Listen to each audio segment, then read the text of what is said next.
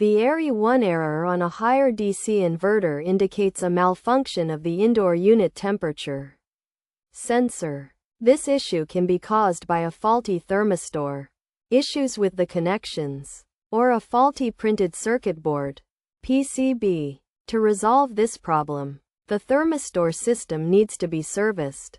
This involves turning off the inverter, disconnecting it from the main power supply, and accessing the electrical components by removing the indoor unit's housing.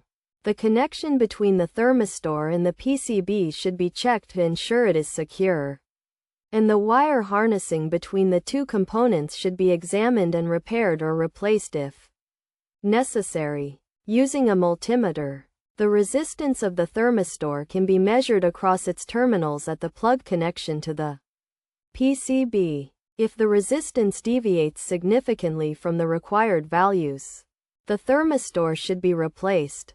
However, if the resistance is within the required limits, the issue lies with the PCB, which should be replaced by disconnecting all plug connections, removing the board, and installing a new one, securing it with mounting screws and re-establishing the plug connections.